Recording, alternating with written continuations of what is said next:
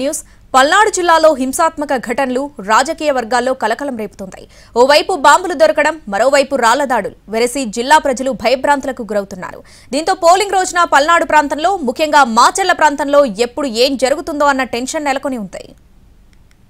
ఎన్నికల సందర్భంగా పల్నాడులో మరోసారి ఫ్యాక్షన్ రాజకీయాలు మొదలయ్యాయి.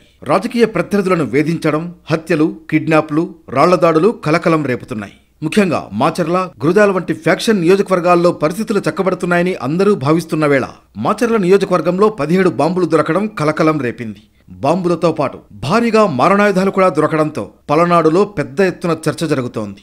ఈ బాంబులు, ఈ మారణాయుధాలు ఎందుకు వచ్చాయి, ఎక్కడి నుంచి వచ్చాయి, ఎవరు తీసుకొచ్చారు అన్న రీతిన చర్చలు మొదలయ్యాయి. దుర్గి మండలం జగమేశ్వరపురంలో దొరికిన 17 బాంబులు, మారణాయుధాలు కలకలం సృష్టిస్తే, వెల్దుర్తి మండలం అడిగొప్పలలో వైసీపీ నాయకులపై జరిగిన దాడి రాజకీయంగా మరింత ఉద్రిక్తతను పెంచింది. దీంతో ఈసీ ఇక్కడ పెద్ద ఎత్తున కేంద్ర బలగాలను మోహరించింది. మాచర్ల ప్రాంతంలో ప్రశాంత వాతావరణంలో ఎన్నికలు నిర్వహిస్తామని ఈసీ ప్రతినిధులు తెలిపారు. మరోవైపు కేంద్ర ఎన్నికల సంఘం కూడా మాచర్ల నియోజకవర్గంపై ప్రత్యేక దృష్టి పెట్టింది. మరీ ముఖ్యంగా ఈ నెల 11న మాజీ ముఖ్యమంత్రి చంద్రబాబు పర్యటన ఉండడం, 13వ తేదీన పోలింగ్ జరగనుండడంతో అధికారులు అప్రమత్తమయ్యారు.